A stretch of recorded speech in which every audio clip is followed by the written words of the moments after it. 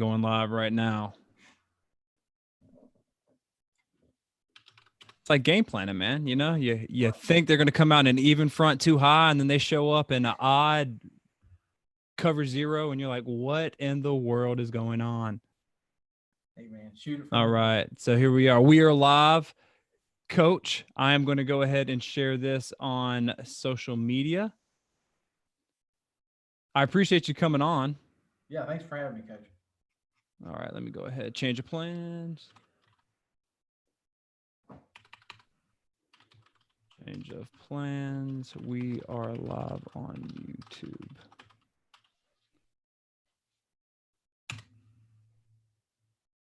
There we go. No one wants to see my bald head like that, though. I'll tell you that much. All right, post that bad boy. Put it in Twitter.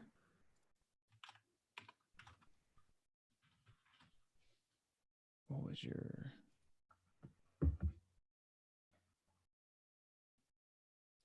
There we go. All right, coaches. Thank y'all for just joining us, coming in. We already got some coaches here. I appreciate it. Hey, if it sounds good, please give us some thumbs up. Let us know. We got Coach Todd. What's up, man? Coach Place is my dude. I just high fives and butt slaps, buddy. Coach Todd Jolly, Coach Bates, Coach Collins, Coach Best, Mr. Fantastic. What's going on? Hey, while we get this all set up in the chat, let us know where you watching this from, man. Where you calling in at the Coach Mackey and Coach Nap show going on right now. I'm just going ahead and posting all this on the social media so we can get some coaches in so they can see your beautiful face, Coach Nap. You know how things go. Yeah, I don't know if it's that beautiful. All right. Join us. All right, here we go. We got Anthony. What's going on, Coach? Conwin, what's up? Arkansas, Miami, Florida, Atlanta. Where are y'all coming from? Texas. We got some nice Texas. I may be actually going to Texas in a couple of weeks to go see the XFL, man. Oh, nice. Yes, I can't say what. House team, you're going to see? Yeah, I'm going to go see them, and I'm going to go see Coach June Jones. I'm going to hit up the air raid and the run and shoot. I can't freaking wait. It's like Christmas comes late, I guess, or is it early? I never know how that works. Well, it depends, I guess. Coach Mays from West Virginia. Got another West Virginia in here. That's my head coach. That's Donnie Mays. Is it? Well, yeah. Hey, Coach Mays, great hire, buddy. Yeah. Great hire. He's got our haircut too, man. The bald guy. Hey, new hair, new year, new me. That's what we're talking about before we jumped on here. I was already losing it. I decided, you know what? Let's pull that Band-Aid. Let's rip it right off. All right. For all the coaches that are coming in, first off, thank you so much for joining us.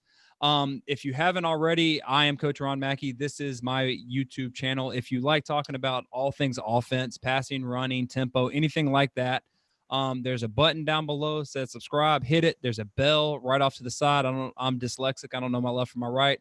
Hit that. It'll let you know when I post something, when I go live and all that. And this beautiful man right here, technically sitting across from me, but all the way in the great state of West Virginia is Coach Nap. Coach Nap, for those coaches that don't know who you are, please tell us a little bit about yourself. Yeah, man. My name's Chris Napper. And like Coach said, I'm from West Virginia. Georgia, those guys always give me a hard time for being from there, but I always tell them everybody makes fun of a hillbilly till something breaks. But man, I got 2 kids. I love them, 2 boys. You can ask Coach Mays there. I'm married up. I got a beautiful wife. We've been married for 10 years. And I am an air raid extremist. I'm pretty old school when it comes to air raid. I've been an OC a lot. I love coaching wide receivers, and I like getting down to the details. Okay. Now, I have to ask, we talked about this, but for those coaches that don't know, which side of the air raid? Are you more Coach Mummy or Coach Leach? I am more of a Mummy guy, for sure. At one time, I worked with Matt Mummy down at LaGrange College. Okay. And I can tell you all kinds of fun stories about that. But really, Coach Mummy, that's the guy I really tip my hat to and all this stuff. All right. So, yes, you opened it up right there. Tell us a one quick little story of working with Matt Mummy. With Matt, man, he is such a detail-oriented guy. And really, he's the one that told me like I don't want to say dirty little secrets, but he's the one that kind of showed me the ins and outs of the air raid, like the little detail stuff I didn't realize. But we were kind of talking earlier, man. I didn't have Twitter Facebook, MySpace, all that stuff when I first got into. I think this channel that you do is awesome. We didn't have the 92 mesh group and all that stuff. So you really had to kind of call and email guys on how to figure stuff out. When I first got into coaching, I found those because I'm only about an hour from Lexington, about 2 hours from Lexington from where I live at.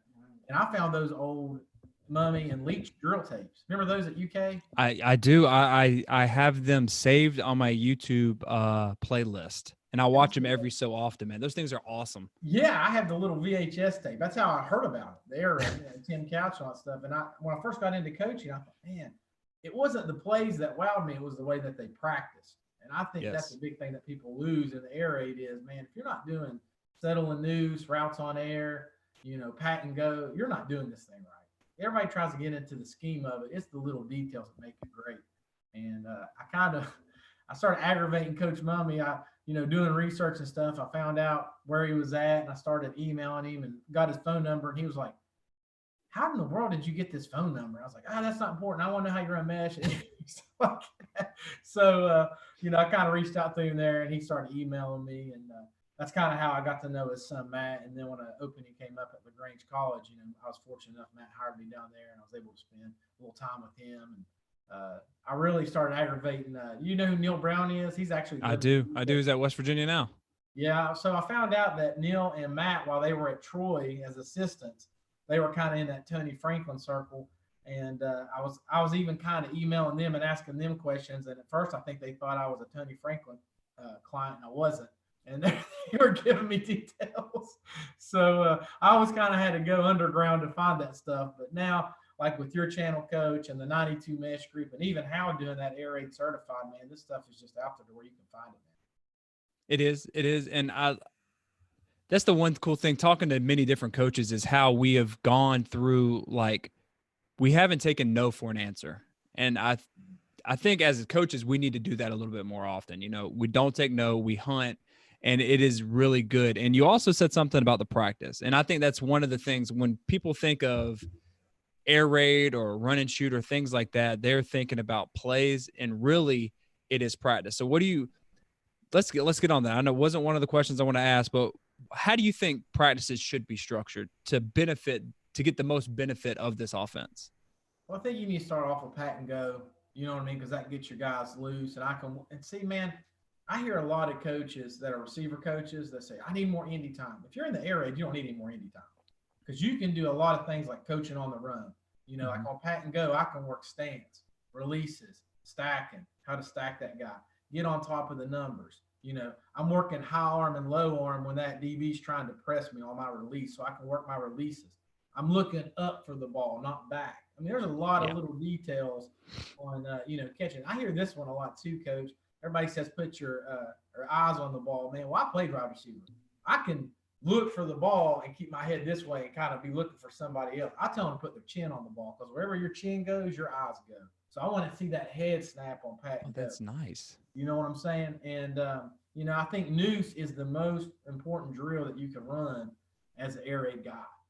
There is so much teaching going on in settle and noose. I know you've done videos on it. We do it where I'm at now. We get these big, you can use trash cans or road cones or whatever you want to use. But I'm working stance and release. And here is a big secret in the air raid. I always teach them to tight turn after they catch the ball. Dip that shoulder and get north and south. And my kids, they'll even make fun of me because I'm screaming tight turn after everything besides the shallow cross, about getting that extra yak yards. But it's that little stuff right there that helps you win inside of routes on air is another one I think is big, especially early in the season. It kind of transitions to routes on humans, like 7-on-7. Once you start doing it for a while, you can have guys dropping stuff. But, routes on air is big because you're getting that quarterback going through his progressions and you're teaching the little details of routes and stuff. But, I mean, man, just coaching on the run is such a big thing in our practice schedule. And it makes things more interesting for a coach. It keeps you on your toes. Nothing pisses me off worse than when we're sitting there when it's defensive period or something like that. The offense makes a good play, and then coaches are like, reload. Yeah. And then all of a sudden the defense makes a stop and everybody gets excited. It's like, no, the kids knew what were happening. Mm-hmm. That's not really game type situation. And I'm getting on my soapbox, but I want to get back to what you said, settle up and noose. That is a very important drill. Mm-hmm. Now, is that something you install on day one? Like, let's say you come to a new school and the first thing you do drill wise, is that the very first drill you want to introduce those kids to? Yeah, that and the mesh drill. Yeah, those are the biggest one. I think settle and noose is more important than mesh because you use settle and noose on so many routes. You know what I mean? Like you catch that stick route, you better be tight turning and get north Yes. out. But the same thing on mesh, and that's another drill that I really like is mesh drill. You know, I'll sit there and I'll put a cone out where I want my X and my Y to mesh, and there's just so many details inside of that mesh. You know, like I always hear people say, you know, the Y's got to go over top and the X has got, you know, just tell them to slap left hands. If you do that, it's always going to set the mesh the right way. Another thing nice. I'll do is, man, I tell them that run to that mesh point is a 40-yard dash. So I'll get a little stopwatch and I'm timing them to that mesh point. That way they know it's a sprint because sometimes, man, those guys running to mesh, they start jogging it. They're not going to come open. It's a sprint. You know, I like setting my mesh no deeper than 5 yards. It lets them hit a little quicker. Another thing about mesh I try to teach them, man, is you know, zone, settle and stay, man, run away. If it's man coverage, you keep going and climbing. If it's zone, you want to settle down. So there's a lot of details going inside of that mesh period too. On the other side, we'll have our Z, what I call Z, it's the guy outside. I have him running that corner or that out of that post, so they're getting reps, you know, hitting that. And I do a lot of those stuff on steps. So, you know, it's just here's the thing. It's a high rep offense. You're getting a lot of reps, and even your backups are getting a lot of reps in the air raid. Yeah, I love that. And I actually, Coach, I just want to go ahead and tell them, coaches, if you have any questions, this is a live interaction. So if you have questions, go ahead and ask them in the chat. Right now, first off, Coach Simpson is saying, looking sweet with the new haircut, Coach. Thank you. Kudos. And y'all are going to make me blush by the end of this video. Coach Flynn wanted to go ahead and ask, and I get asked this a lot, and I know coaches have reached out and probably asked you this as well. How do you handle practicing the air raid with the one platoon team? He had 23 players this past season. Some coaches I've talked to have had 30. Do you have any tips for them? Well, because we do that a lot. One year, man, we practiced at a school that only had like 40 boys. There's about 50 boys in the whole school. And the entire school, 50 boys. You know, we were practicing on a baseball field. I was doing settle and noose on a third baseline. You know, I mean, so that's not a joke. That's for real. I'm like, don't trip over the third base. But that really happened. Don't fall in the dugout. But you know, man, you're just going to get reps. And here's what I'll say to that is where if I would do settle and noose with a team of 50 kids for 10 minutes, you can shorten that down to about 4 to 6 minutes. You know, because as long as they're getting their reps, it's okay. I just wouldn't try to wear their legs down because they're going to get more reps if there's less guys. Yeah. I mean, I know that's kind of a short answer, but that's what I've always said. I've done it with the school I'm at now, South Charleston High School. It's a AAA school. You know, we have a good size amount of kids, so we get a lot of reps. But like I said, I've been at a place where we only had about 50 boys in the school too. So I've even coached middle school. You know what I mean? We had 20 kids on the team and we were doing this stuff. So. Okay. And it goes into that philosophy of you're getting a lot of reps at a little bit of plays. So everybody's getting the reps. And I personally think if you have a small group of kids, you can kind of interchange them. Mm-hmm. So they know pretty much all the positions. So that's another way you can steal reps as well. Good answer. Good answer. Now I want to go ahead and ask you this. Because this is something I've always wanted to know. What made you fall in love with the air raid? Man, honestly, it was that drill tape. That old school, and if you can link it one day, put it up there, the Mike Leach drill tape, because it wasn't the plays. It was just the details on how you taught stuff. And I fell in love with it. It was so simple. And I loved the way they practiced, man. And then how they tied that into their game script was awesome. The best advice that I ever got from Hal and Matt was play the game before the game on that game script. You know, our kids know what we expect from them Monday through Thursday, so they're going to do it on Friday. There's no surprises. And, you know, he scripts the field and all that stuff, and it all tied in together. And I thought, man, I'd be crazy not to run this offense. So that's what I fell in love with it about. Okay. All right. And that I just linked the video in chat while it's freaking awesome. It is awesome. All right. Because I found, so did you, and you have a different way of scripting plays that I want to talk to you about, because you've actually you've simplified theirs even further. how they do it based on field zone. So we're going to come back to that. That's an open loop. I get asked this a lot. Okay, so you go and you install the plays. There's not that many plays, so you can install them in 3 days. When do the tags come into play? When you're tagging plays, do you install is that a day one install, or is that you wait maybe 4 or 5 installs before you introduce the tag? How do you do that? Honestly, it's like a week 2 thing. Like you said, it's probably day 4, 5, and 6. And then I just put that tag in with that play. You know what I'm saying? So like if I got Y stick in on day 3, if I want to tag that Z post off of Y stick, I'm doing that on day 6. Okay. It's like I do the base plays first. Me and my head coach were actually talking about this today. I do the base plays the first week, and then the next week I'd go in and put my tags, such as my post or my wheels or. Okay, so let's get into that. What are your, let's say, mesh, stick, and corner? What are your base tags, like your day one install tags? Because I've noticed a lot of coaches, they go freaking nuts with the tags. They want to use a lot of different tags. And to me, if I'm looking at it through the lens of a quarterback, every tag I add makes the play different because it changes up the progression. And if it's a different progression, it's a different play in my eyes. Absolutely. So what are your simple tags? I have 5. I mean, I can go to all 5 of them right now if you want. Yeah, please. You know, I still run Y curl because I'm, you know, Drew. I always joke Drew Piscopo is a great coach. He's like the New Testament with Leach. I'm like the Old Testament with Mummy. So I still run Y curl because I think it protects Y cross. Yes. But you know, I'll tag the Z and X post off of Y curl. I love that place. They call it 96. Off of Y sail, I like the Z post. You know, if that safety's jumping the sail, I'll hit the post over top of it. Y cross, I like some play action things with the double under, and I also like X post. You know, off of that, the 95 play, if that safety's jumping Y cross. On my quick game, I only tag 2 things off my quick game, and I really got this one off of Matt. I think this is a great tag. If you're getting a lot of man coverage, you can call Y stick and you can tag the Z post over top of it. Yeah, that's a great one. That's a great one. You know, you just bank it in on that. And then this is a how one. If you're running Y corner a lot and that guy's jumping that little lazy slant route, the Z's route, you can tag the sluggo off of it. And that's a great play, especially against like a too high safety structure. Yes. Yes. And I found that what you just described, essentially the snag and go. Yeah, that's what if you call that inside the red zone or the green zone, I like to call it, where it's man to man, that's almost a gimme touchdown every single time you call it. So those are great freaking tags, man. All right, now gun to your hand, if you could only tag one play. So every other play that you install has to be run originally, but you can only tag one play. Which play would you use a tag with?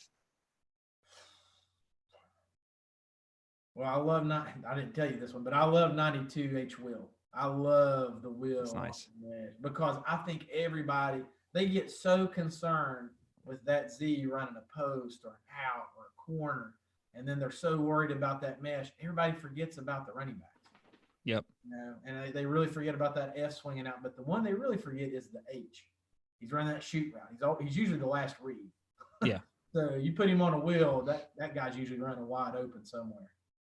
Okay, that is nasty. Now, okay, 92. Do you have a preferred formation to run it out of? 2 backs, 3-by-1, or 2-by-2?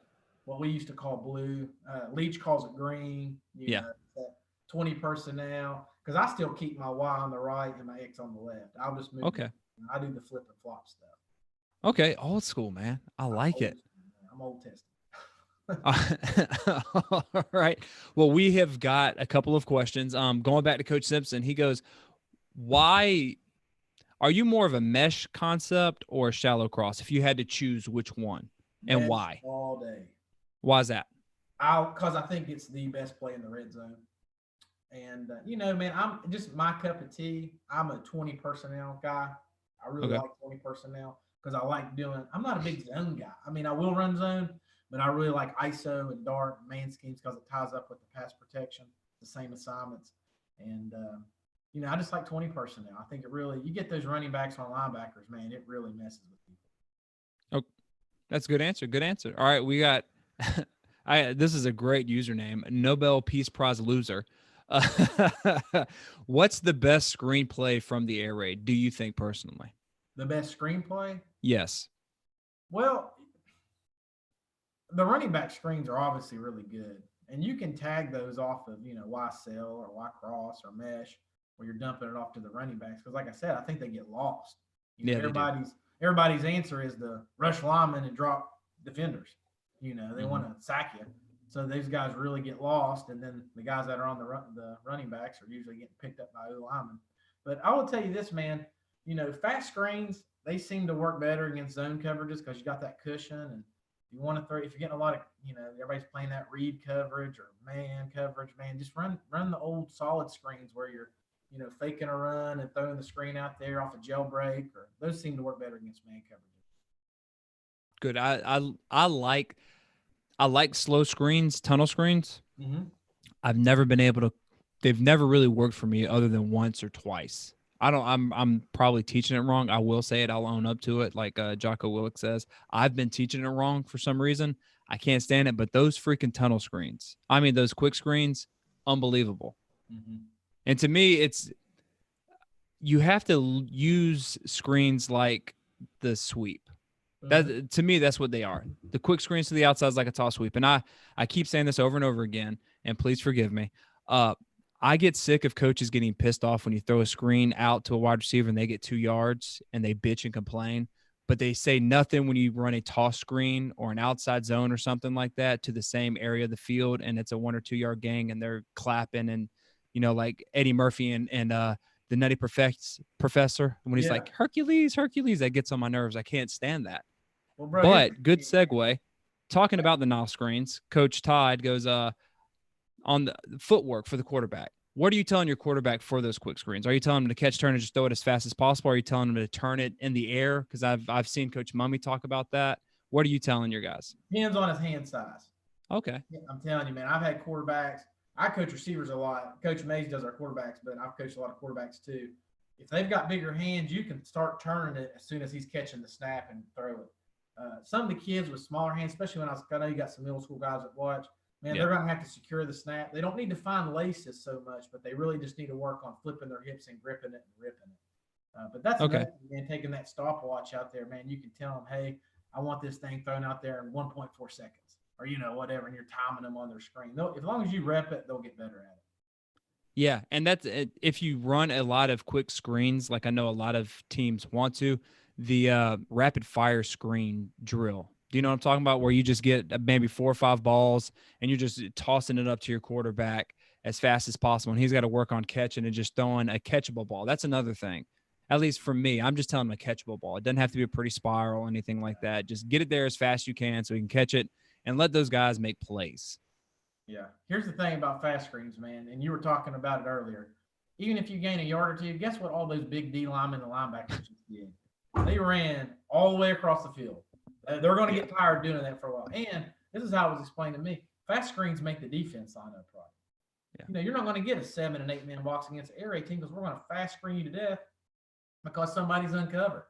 We're going to make you walk those guys out. And then that kind of opens up our running game. So, man, you can never undersell fast screens.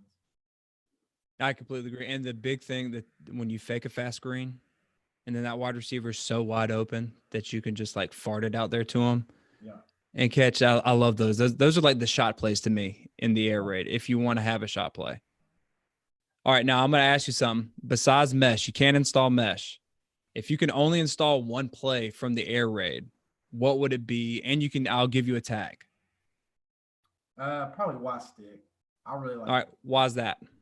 Gets the ball out of the quarterback's hands real quick, and there's just something beautiful about watching your Y take those few steps and just tight turning when he catches a ball.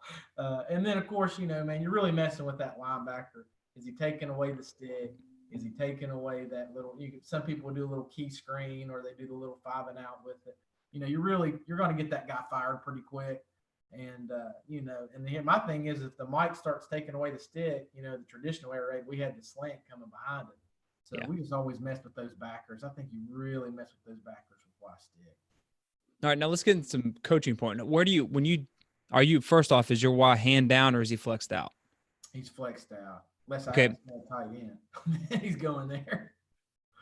Now, what do you teach? I've taught 4 steps and turn inside. I know some guys do 4 steps and turn outside. I know Tony Franklin does find that hole player, that guy that's from the tackle and the first person near you if you're flexed out, and tack his inside shoulder. What are your teaching points for the stick? It has to be 4 steps. Okay. Some people say 5 or 6 yards. Guys, I played wide receiver. If you're on the 43-yard line, that is not fast to find. You know what I'm saying? I mean, you're better off with that muscle memory of taking steps. So I've always done 4 steps. And to get into that, it's kind of talking about details. You know, a lot of air raid guys that aren't air raid, they don't know this, but those slot receivers, their inside foot is off the ball for that reason, to time certain things up. So that's why it's 4 steps. But I'm really talking to them about, 4 steps, attacking the inside shoulder of that hole defender, whoever it is, by their 4-step. Here's the thing about the stick that's so important is they need to work on shortening the throw to the quarterback.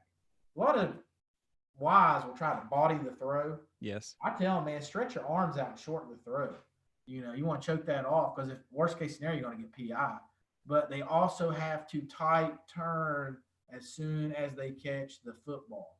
I see a lot of them, they'll try to roll out and dance and stuff. No, it's just like set on a noose drill. As soon as you catch that thing, that quarterback's going to hit the shoulder that's open. Tight turn and get upfield now. You'll gain an extra 5 or 6 yards every time. And I'm glad you brought it back. You came back around to it, settle up and noose, because you're teaching your guys to put their hands out, just like the settle up and noose drill. Absolutely. And that's how you reinforce that. If your drills don't correlate to what you're doing in a game, you need to scrap them and do something that works. And that's why we've talked about it, how the practice really that's the secret sauce. Yeah, it's playing the game before the game. That's what you're doing. Noose drill, you're playing the game before the game. I love that, man. Sorry, I was reading the comments. We've got some things going on. All right. Coach Jeremy New wants to know, do you run a lot of RPOs first off? I have in the past. The guy I'm with now, he's a great RPO guy, Donnie Mays. He loves key screens and slants and stuff. I'm personally not a big RPO guy, because I'm old school. If I'm going to call fast screen, I just want to call it. If I'm running quick game, I want my quarterback to know it's quick game. Now, on the old school air raid, we let the quarterback check down. And I'll talk about that and scripting a little bit, because I get a lot of questions about scripting and that kind of stuff. But to me, I'm not necessarily a big RPO guy, but they're great. There's tons of guys that do it. They're successful. We do it at the school I'm at right now, and we have success with it. So I'm not anti-RPO. It's just something I don't personally do. Okay. Because the reason why he asked is, do you do a lot more RPOs with zone schemes or RPOs with gap schemes? Honestly, man, it depends what we're better at. Gotcha. I think the big, Noel Mazzoni, he was doing a lot of the RPO stuff. The best RPOs I've ever seen were the inside zone with the key screens, because you were kind of combining both things, and then you could play action off of that stuff. But my Coach Mays, he does a lot of stuff with like GT, he'll RPO off of that. He'll do, we were talking today, man, talking about doing some RPOs off outside zone. You can attach stick, that kind of stuff to them. But it's just whatever tickles your fancy, I guess. My problem with them was how to fit them into a practice schedule. You know what I'm saying? Because it takes so many reps to do that. I'd rather work on mesh drill and routes on air and stuff. That's why I never really got into them. And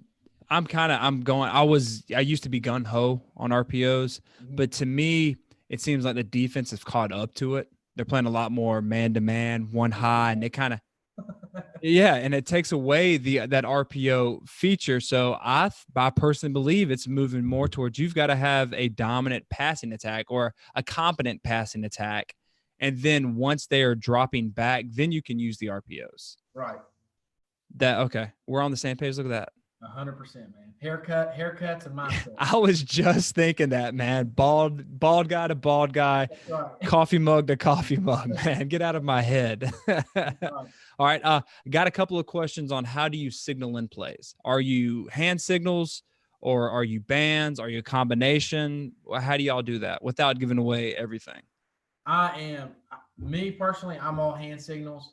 Okay. That's how we did it when I was with Matt at LaGrange, and it blew my mind how simple we were, and nobody caught on. It was amazing. The only guy that we have wear a wristband is the quarterback, and you'll see him like Washington State and stuff. They'll wear that Lone Star Athletics wristband. Yeah. and they've got what they have is the script on their arm, so you could signal in, like, we'll talk about that in a minute, but where you're at on the field, you could say script 1, and he's got to play, and he can check down to something else. But that's the only guy on my team that wears the wristband is the quarterback. Okay. All right. Now let's go ahead and talk about that scripting. I know you've kind of simplified it and made things work. Give us, how do you script plays? Like, how do you go about doing all of that? Well, the first thing I do is, man, and you ready for this high tech? All right, this is West Virginia smart boards right here. This is a whiteboard. I don't know if y'all can see it or not, but I script the field. Okay, now Coach Mummy, he has different field zones. Can you see this, Coach? I can. It looks good, man. Looks good. Yeah, I'll make sure my technology is working here. He has different parts. Like I do coming off, open field, red zone, and goal line. Coach Mummy, he'll do something called the yellow zone and the orange zone. I just think that's a little too much for high school. His yellow zone is kind of like that fair catch or that touchback area. So he runs a lot of shallows and stuff there. Yeah. Or he did. And his orange zone, what the orange zone was for him is they have really good kickers in college for field goals. So he never wanted to push his kicker out of field goal range. So he would script some pretty safe things that would keep him into field goal range. Which at our high school, we have a good kicker, but at high school, you might not have a kicker at all. Yeah. So I never worried about the orange zone. But I do coming off, open field, red zone, and goal line. Coming off to me, man, that's from the 0 to the -15. So like on my fancy field here, that's a safety. So they kick off to us here. And we're pinned off here. And I'll tell you this, guys, if you don't need very many plays here. To me, I like getting in the eye or some type of 2 or 3 back, running ISO or stretch, and I'll have a play action down here. If we're down here, it's not my fault. I didn't do something. Either the special teams messed up or the defense just got drove on. Okay, so I'm just trying to make sure we don't get a safety. If we have to punt, we have to punt, but I'm trying to get us out of the end zone. Now, once we get out of there, I'll go into my open field, and this is where I get fancy. This is where I'm using my motions, I'm doing motions and stuff, building different types of formations. So that's my eye candy area. I'll only run about 14 to 18 plays there. Then I have my red zone. This is where I'm running a lot of mesh.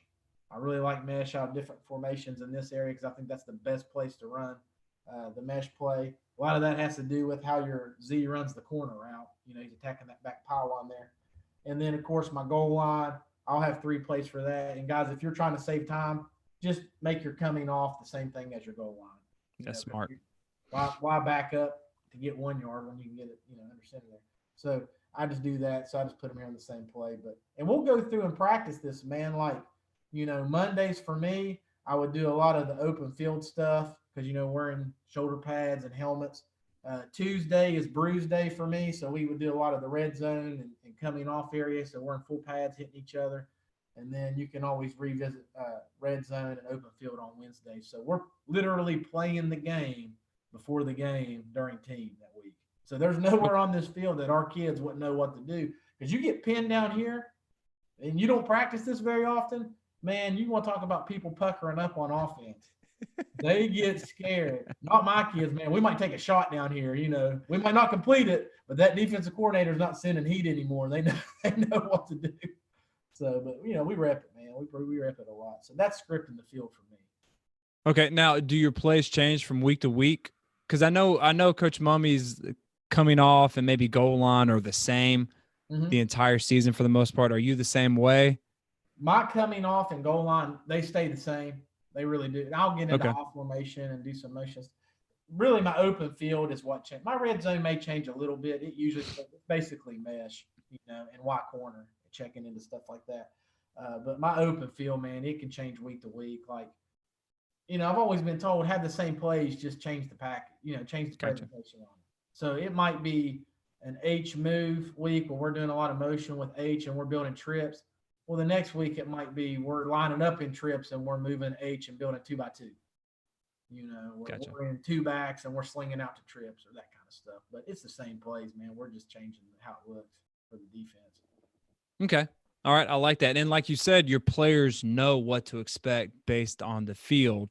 So they're not, as you so eloquently put it, puckering up. That's right. All right. And just real quick, coaches, if you're just joining us, I'm Coach Ron Mackey. This is Coach Knapp. We were talking about the air raid. What I'm about to do is I'm about to drop Coach Knapp's Twitter in the chat. I will also, when this is over with, it'll be a replay. I will have all of his information on in the description down below. Also, if you don't know this, it's May. We are both speaking at a clinic in North Carolina. Let me check my dates really quick. Yes, May 8th and 9th. We are both speaking at the 92 Mesh Group Clinic. So if you haven't already, if you want to join us, it's a pretty sweet lineup so far. Hal Mummy, Coach Longo, your beautiful self. We're there. You can check us out right now. We were just talking about how Coach Knapp scripts the plays, which I think is freaking awesome. And also it has, I'm just guessing now. Does that save you a lot of time during coaches meetings? Yeah. When I would do the coaches meeting, it saves us a tons of time. And even with practice, man, because like we just take this little bar napkin of a script and we just go to town on it. So yeah, it really saved us, because really all we had to do was just adjust the open script, what we liked that week, what run was going to be good, because that one technique was worse than the 3 technique. That is awesome. I love the play call sheet. I can't stand when you have guys with like a sheet like this, because you can't find it at all. Yeah. We have a couple more questions. Coach Collins, how multiple are you with your formations or personnel in a 2-minute series? So 2-minute offense, are you really multiple? Are you simple? Do you even have a play air? Like what's your thought process in that? That's a great question, man. If it was up to me, it would be what's my best personnel at that point, because I'm just trying to get people out there. I think most guys would probably say 10, 10 personnel, because you got that many more receivers out there in 2 minutes. But this, coach, when you're an air raid team, it's basically 2-minute drill the whole game. Yeah. So our guys are used to playing fast anyway, especially with those fast hand signals. But I like 20 and 10 personnel is what I would be in for 2 Okay. minutes. So there you go. Coach Todd Jolly, shallow cross at the goal line. What are your thoughts? My team stalled out 4 times just as we were about to score. Open to any other suggestions. Shallow cross on the goal line? Yeah. I don't like that. Yeah, I don't either. Man, that goes back to playing the game before the game, brother.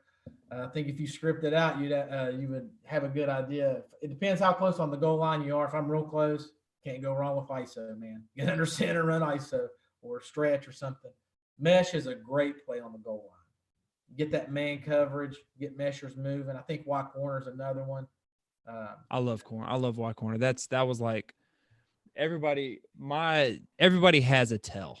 Mm-hmm. Everybody, offense and defensive coaches. Mine was when it was 3rd and long, we're going some version of Y cross.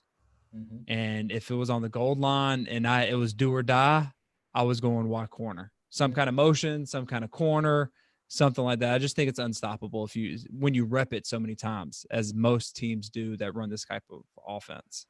And Coach, I found out this, man, this kind of leads into what you just said. I have found that teams are either good at stopping mesh or they're good at stopping Y corner, but they're not good at stopping both. Why do you think that is? I think they either overplay the mesh and they lose that Y running to the corner because they're so focused on the Z running there. Mm-hmm. Or I think they just kind of give you the mesh. You know what I mean? Like they're so focused on getting out there and covering the Y and stick and corner, they don't pay attention to those guys meshing in the middle of the field.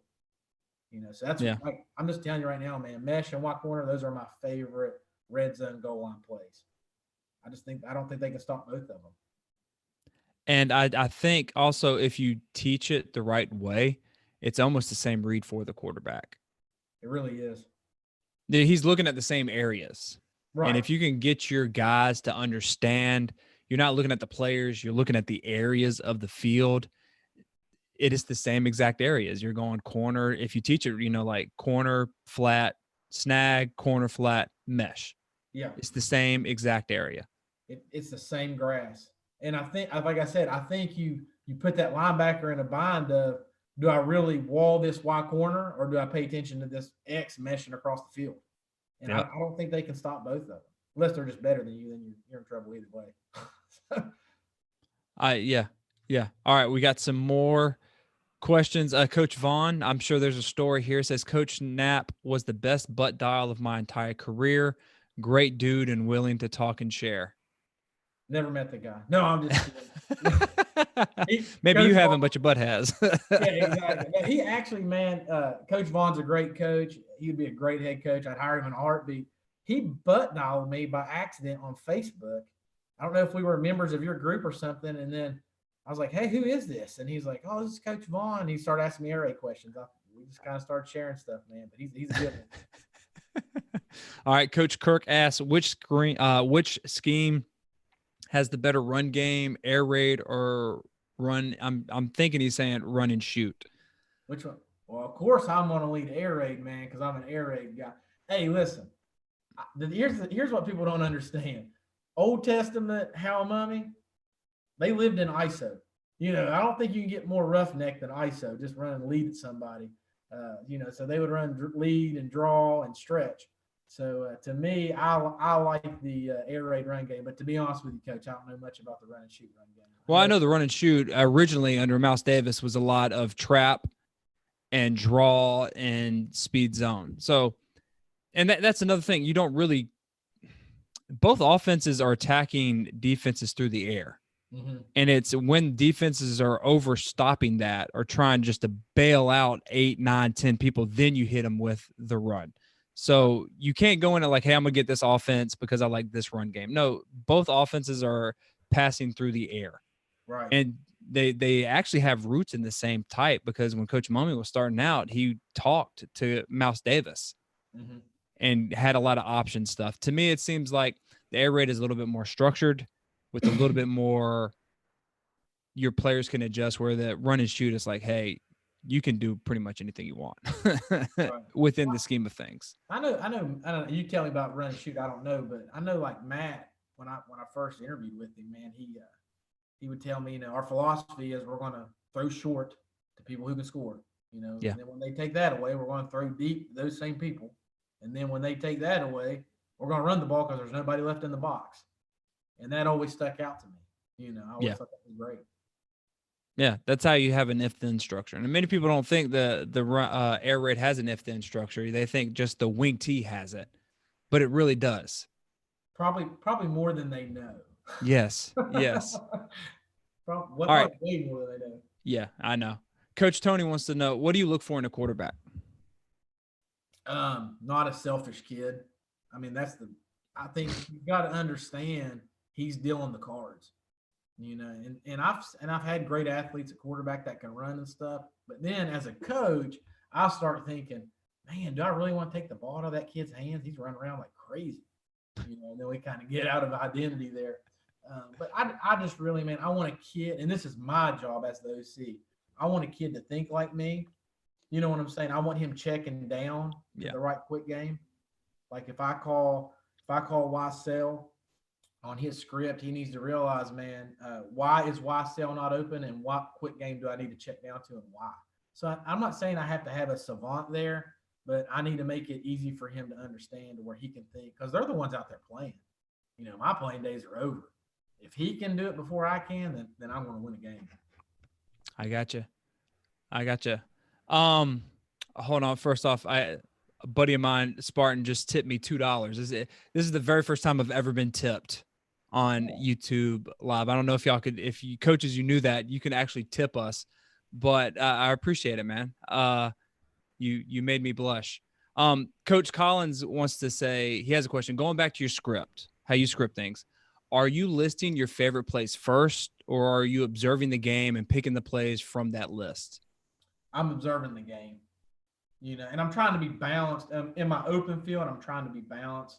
You know, I'm trying to find where that one technique is if they're an even front team to run my ISOs, you know, because I'm trying to attack the one. I'm trying to figure out if they're two high, one high during different formations and stuff. Okay. But I just try to, and I also got to think about, okay, if I'm calling Y stick, that's more than likely going to end me up on the right hash. So my next play, I need to run something towards the left hash, towards the middle of the field. You know what I'm saying? I don't need to be on the left hash trying to run Y cross into the boundary. So I kind of script stuff like that to where I can get a flow going. Okay. Now, on that, how soon are you into the game where you bust out a tag? Like, do you hold it until the second quarter or the second half, or are you busting out a tag in the same drive if you see something? What's your thought process with that? I'm going to take what the defense gives me. If I see it right then, I'm going to go for the jugular. Because there's been times that I've just seen. We're talking about Y stick and tagging that post there. I've seen that safety walking down immediately, and I'm like, man, I need to go to it now. Okay. And here's that goes back to the quarterback. If that quarterback can see it before I can, I'll let him tag it. Because he's the one out there throwing it. Nice. So you give your quarterback that freedom as well then. I give him freedom to tag route. So on certain plays, I give him the freedom to tag routes, and I always give him the freedom to check down to quick game. Okay, so how do you go about teaching that? Because I know that's something a lot of coaches are like, hell no, I am not giving a 14, 15, 16-year-old kid the ability to do that. How do you get over that hump? Because that's a big deal for coaches, especially high school coaches. And I did this with an 8th grader that threw for 2,000 yards. So I can tell you how to do it. Yeah, he was pretty good. This is what I said. You got to realize I don't think a lot of coaches know why they're calling certain plays. I really don't. I don't think they know when to call Y sell, when to call Y cross. But you got to have plays in your package that protect each other. Mm-hmm. Why does Coach Mummy run Y stick? Why does he run Y corner? A lot of people don't know that. Why does he run hitches? Why does he run fade out? All that does is it protects certain 90s games. So, like, if you're calling Y sell, okay, this is just how I think, all right? If I'm calling Y sell, I want to run that against a one high safety structure, all right? Now, what's going to get my quarterback to check out of that is if he looks up and there's 2 high safeties. Well, what quick game attacks 2 high safeties? It's stick and Y corner. So I would allow him to check the Y stick or Y corner by what the defense is giving me. Vice versa, if I've called Y cross and they're in 2 highs, great, run it, because that play attacks 2 high safeties. If they're in 1 high, I need to call my outside quick game, which attacks 1 high, which is hitches or fade out, depending on how the corner's playing. So that's kind of how I give him freedom. Is he needs to know why I have that quick game and what does it protect, or what does it attack, really. That is freaking right there, coaches. If you just watch that's the only thing you take away from this interview. Write that shit down, because that was amazing. Great answer right there, man. High fives and butt slaps, buddy. There we go. Hey, I was waiting for that, man. I hear you say it all the time. I got one. I'm going to be completely honest. I have no idea where I got high fives and butt slaps with. I just did it randomly on my podcast, and it kind of just stuck. There you go. And now I just have random coaches sometimes just tweet me high fives and butt slaps, and it makes me smile. I love it. This, man. I'm not going to get super into it, but like, let me show you a little bit. I don't know if y'all can see this or not, man. Let me try to find one. So, like, let me see here. Y'all see that? Where it says like H move 94? Yes. Okay, so see, that's what would be on my quarterback's wristband. So you got H move 94. Well, that's if it's 1 high, but if not, it's got 68, 69, which to me is Y stick and Y corner. So that's what's on his wristband. So he knows to check. You know what I'm saying? So if I call 94, he's running it, and we're running it fast. Unless he looks out there and, oh, crap, it's too high. So now he can just give him the hand signal to run Y stick or Y corner. That is amazing. And that ties into another question. Wanted to know, do you actually call stick Y stick, or do you call it 618? It's 6-8. It's always going to be 618 to me. You know what I mean? Let me tell you all this too. Don't get tied up in the numbers. You know what I'm saying? To me, 60s is quick game and 90s is drop back, because that helps it for my O-line. 4 verts will always be 6 to me. You know what I mean? Because that's the way I learned it. But don't get super tied up into terminology, man. As long as your kids know it, let them roll with it. That's what I say. Just make it easy for your O-line and your hand signals. Yep. I like that. Great answer. Another question. Are you a box guy or a sideline guy when you're calling games? Box. Bro, people don't even know I'm there. I'm up here eating nachos. I can see the whole field from the box. I don't know how guys do it from the sideline. I think you could do it easier if you script. But like Coach Mays, the guy I'm with now at South Charleston, man, he's called from the sideline for years. Another guy I know, Brent Wilcoxon, He's called from the sidelines. They're great I coaches. call it from the sidelines. You're a great coach, man. I gotta see the whole field. I lose my mind because I want to know how far the corners are playing off, what's the safeties doing, where's the one technique. That's kind of stuff I'm looking at. I feel like I can get a better picture, and I'm not so emotionally. I get fired up, man. I get going during games. So if I'm in the box, I'm less emotionally tied into it, man. I can make more rational decisions, I think. Okay. No, I find that it's one or the other. Yeah. And I've tried the box. I don't like it. I really don't give a shit about the front seven, to be honest, because I know that if I don't see that many people spread out covering the wide receivers, then they have everybody in the box. So what's the point of throwing it out there? And I'm looking. Your eyes are trained. You know what I'm saying? Yeah. That's how your eyes are. Mine are trained different. I'm looking at corners and safeties to the box. You know what I'm saying? That's how. And I can just see that easy. And those apex linebackers, I can see where the grass is from the box easier, in my opinion. No, different strokes, man. There's no right or wrong answer to that. Absolutely. All right, let's see. We got some more. Coach Jolly has a good question. How do you go about learning this stuff? Is it experience only, or what's your thoughts on that? If I'm brand new and I want to learn this offense, what do you think? Man, I'll give some shameless plugs here. Of course, obviously, you got the How Mummy Air Raid certification system. What a better guy to learn it from than the dude that invented it. Yeah, it's a great one. That's the guy that taught it to me, man. But if you got another route, this 92 mesh group we're a part of, that's a great resource. I mean, we answer all kinds of questions like this with George Colharp and Joe Souse. Joe's a great coach, man. Shane Dular, Coach Piscopo. There's so many resources, guys, online. Coach Mackey stuff. I would just get into it, find a coach who's done it for a while, and ask them, hey, what worked for you and what didn't work for you? And I can tell you this, every one of us say the same things. We didn't practice the air raid way. That made it not work. We didn't script well, or we tried to add too much stuff. Those are the three killers of the air raid offense. Or we didn't pay attention to details. You know, we weren't coaching on the run. We didn't make we didn't make the Y put his inside foot back. We had everybody's inside foot up, or, just little stuff like that, man. Just focus on the details, not the plays. I agree. And just reach out. There's tons of resources out there. Oh, yeah. And I mean, it's nice. All right. So Coach Marcelo, what are your suggestions on position development? I find myself delving into the air raid every day, but I asked myself if I need to coach quarterbacks tomorrow. Could I do it? And I said, holy crap, no. So let's say I'm a position coach and I go in there. Is there certain things I should be teaching? Like, say, wide receivers, I should only do this guy's wide receiver drills, or can you do any wide receiver drill with wide receivers in the air raid? Does that make sense? Yeah, it makes sense. The most important, and I'm not trying to get on a sidebar here, the most important guy you can hire is your line coach. Yes. You got to make sure that is a guy who understands air raid stuff. Now, if you're trying to get drills and stuff, I would suggest reaching out to Shane Dular. He's a great O-line guy. He gave a great clinic at the 92 mesh group clinic we did in North Carolina not too long ago. It was the best O-line air raid drill I've ever seen in my life. It was amazing. George knows a lot about quarterbacks, or you could reach out to me and you, and we could show him some of the drills that they can do with that. Receivers, guys, just get a hold of me. I can show you everything I've ever done.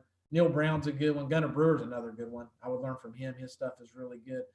The key to this stuff, guys, is just finding buzzwords that work in the offense for your kids. Like mesh, slap left hands, 40-yard dash to the mesh point, tight turn, shorten the throw.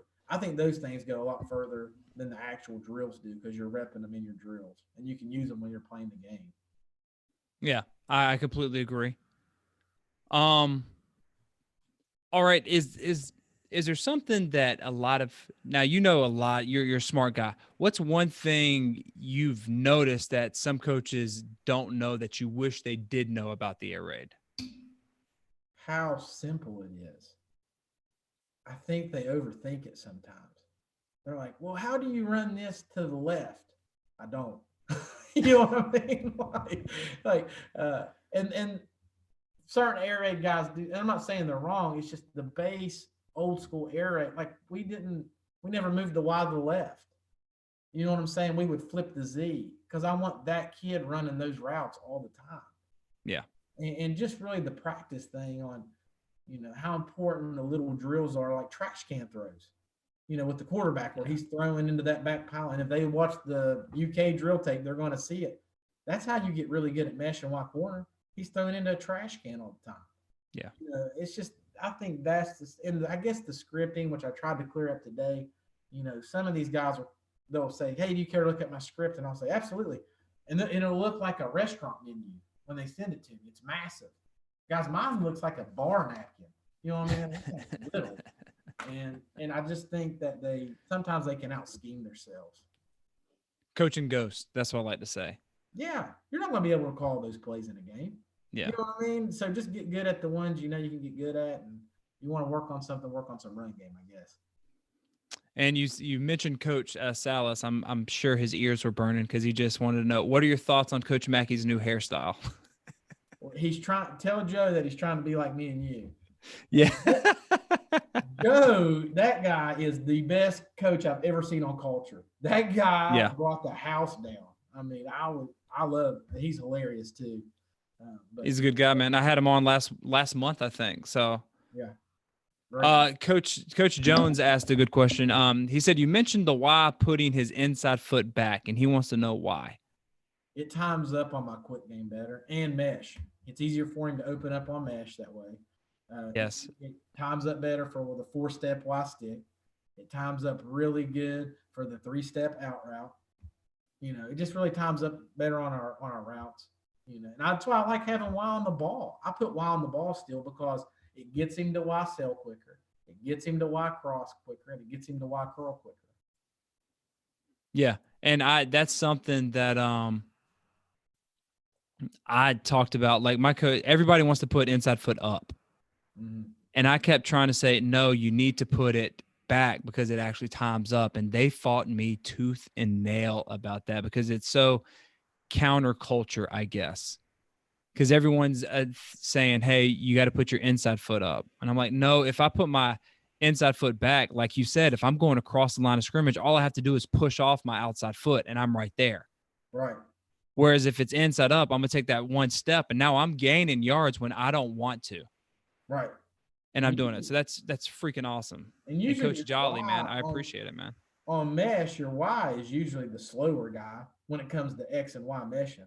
So, if your X has his inside foot up, that's okay because he's taking one step up field and then getting to the mesh point. So I just think it times up better. Yeah, I agree. And Coach Jolly says, I appreciate you guys taking the time on this. Have a copy or a scout bomb on me. He tipped $5. Thank you, sir. I need, if y'all have, seriously, if anyone has tips on what to do with this, because I really don't know. This is the first time. You should have seen the look on my wife's face when she walked in and it was just straight up gone. If she could kill me, she would have. So if any tips, please let me know. I've had a couple questions about O-line. Okay. Where was it? Okay. Coach Tino said O-line is super important. Kids have a hard time pass pro and being aggressive. Do you agree or disagree? And why? I disagree. You got to teach those guys to be nasty. One of the best O-line coaches I ever worked with, I've worked with two really good ones. One was Greg Jones, but another guy I worked with was Sean Simpkins. And, he would always say things like, die slow death, get ran over slowly. But he would always make sure those guys finished every drill with a shove. Mm-hmm. I mean, he taught them to be nasty, and he kind of preached that to them. We want to be and I heard Coach Mummy say this, Coach Leach, we're going to be the most physical passing team in America, and I just feel like that's more of a mindset thing on how to make those kids. A lot of people say that because of the vertical set stuff. Yeah. But man, you can tell them, hey, we're just delaying. We're delaying the nasty. We're inside, outside, inside, outside. But when we say punch, you punch. So I think it's just how you rep it. I agree. And if you tell your guys also, when the DL jumps, that is your time to put them on their ass. Yes. And I promise you, when you do that once or twice, they're not going to do that at all. And that's something you rep, like you said, and it's like Coach Vaughn says, aggressive pass pro is taught, and you need to have that mentality. You're always attacking. There's nothing passive about this offense, and something that a lot of coaches are afraid to use because they think it's a pansified offense. Yeah. All right. Well, Coach, I appreciate you coming on, man. Coaches, real quick, if you have any other questions, put them in the chat. Is there anything you want to promote or anything? Because you've given us your time, and I am super grateful for it. Just guys, if you have any questions, feel free to reach out to me. I love the details on things. Utilize Coach Mackey, obviously, and the 92 mesh group is amazing. But I really like to give one last shout out, man. Coach Hal Mummy. If it went for that guy, I wouldn't know any of this stuff, and his son Matt. Just really learning from those guys is huge. And if you have the opportunity to do the Air Raid certified, I would definitely do it. All right. And Mr. Fantastic Stone Cold 316 haircut. Yeah. Well played, sir. Coach, real quick, what are your thoughts on condensed bunch formations and air raid concepts? I think it's great. That kind of goes back to changing how it looks, man. Mesh is great from condensed. It's a great way to do it. Y corner is great. Yeah. One of the I'll go ahead and tell you this. One of the best ways to run Y corner, especially on a 2-point play, is when you motion the Z all the way across the field, and you have the Y corner going to the back pylon, and you have the F going to the front pylon. Yep. The corner doesn't know what to do. He doesn't know to take the front pylon or the back pylon. So I think moving people around, bunching people up, I think it's great. Yeah, and that's something. Also, little plug. I have a video coming out on LSU and what they kind of do. They do a good job of. I know it's not the air raid offense, but they do a good job of condensing their sets and using bunches, because I think it makes things simpler for the quarterback, because now the defense kind of tips their hand of what they're doing, because there's only a certain ways you can play certain formation. Well, you create more grass too. Yes. Way more grass when you bring people in. Yes. All right. We have a couple more questions coming in, if you don't mind, Coach. Coach, I don't mind at all, man. How often do you add plays to your book, or do you stick with what you have and use motion and formations to make it look different? I keep the same concepts, and I just change how it looks. If I have to add something, the first question I ask is, what do I take away? Okay. My practice schedule, my script, it all ties in together. I think once you go over 60 minutes of offense, you start losing the kids. Yeah. I start getting bored after 60 minutes of something. Yes. So I really want to make it fast paced, but if I'm adding something in, which I'm not saying you can't do that, but just make sure you're taking something out if you're doing it. Okay. Good answer. Coach Whitfield wants to know, what do you think about screen-based passing offense? I really don't know what that is.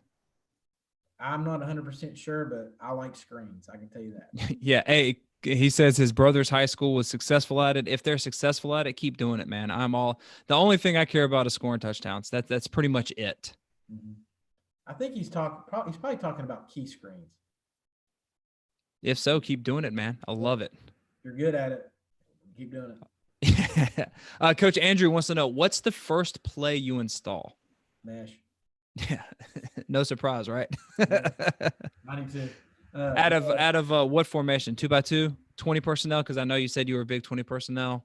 Yeah, I'll let you on a little secret, guys. I like putting everything in 20 personnel first, because I'm getting the X, the Y, and the Z a lot of reps. And then I'm also working 2 running backs out, so I can see who's going to be the better F, Okay. And then whoever's the worst Y or X or Z, that becomes my little H. So then I start working my 10 personnel stuff, because he's got a lot of check down stuff. But I just think I get more reps by doing 20 personnel first. Now, okay, so walk us through real quick. What do you look for in your wide receivers? And it always seems to work out this way. I've always had, I can have a lot of good receivers, but I always seem to have 3 types of receivers. So my X is always the fast guy. Okay. Usually taller, lankier. If he has great hands, that's awesome. But usually he's the one that could drop the ball a little bit more. I know everybody always has that guy that's super fast, but sometimes isn't as sure-handed. That's my X. He's your taller guy. My Z is my best athlete. He's my best receiver, my best kid on the team. because he's off the ball. I like him running the corner, the post, and stuff on mesh. I just really like my Z being my best receiver. My Y, you can do it one of two ways. The best way to get a Y, I think, is a bigger kid. Running Y stick.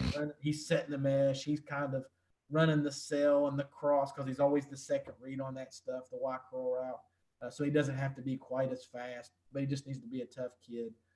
My F has to be my best running back that can catch. And then what I do with my H's is there's two type of H's in the air raid. You have big H's and little H's. Big H's are backup F's. Okay, and that's in your blue formation. They're the backup F guy. They're checking, pass pro, and swinging out. Little H's, that's usually like your fourth best receiver. He's that guy in the slot that kind of runs around and runs in the flats and stuff. So he's always my fourth guy. Usually baseball players make really good H's for some reason. So Okay. So capital H and lowercase h. That's right. Big and little. That's what we call it. All right. Fast and slow, and they get mad at me. Mr. Fantastic wants to know, what's your best play versus zone? Like, what do you like if you're going up against a team that plays a lot of zone? What, like short? Like, what's the down and distance? Give us a quick game and a drop back. Okay, so here I'll just give you the whole gambit. Cover 3 type of teams. I really like Wassell. Obviously, I like hitches and fade outs depending on how they play their corner. So 1 highs, I'd go with that. That'd probably be my zone plays. If they're in a cover 2 or cover 4, I really like Y cross. And then, I like Y stick and Y corner off of that. Okay. All right. Well, there you go, coaches. Coach, again, thank you so much for doing this. My wife has both kids asleep right now, so she's waiting for me to go down there to relieve her of at least one of them. Hey, my kid's already asleep, bro. I'm having my son he's close to 2. He's just gotten super clingy all of a sudden with me. Like, I can't get out of his sight. So he fell asleep, but Lord knows that he's still teething. So I don't know when he's going to pop up and throw haymakers and want daddy again. So I got to get down there. I would love to bring you back on if you're game one day. Anytime, man. You get a hold of me. I'm here. All right. I appreciate it. And coaches, again, thank y'all so much for joining us. This will be a replay after this is over with. I will take this and put it on the Facebook group. And this is also going to be a podcast. So, Coach, again, high fives and butt slaps. I appreciate it. Got 2 of them. And coaches, until next time, let's continue to master the spread, score points, and have fun. I appreciate y'all coming on.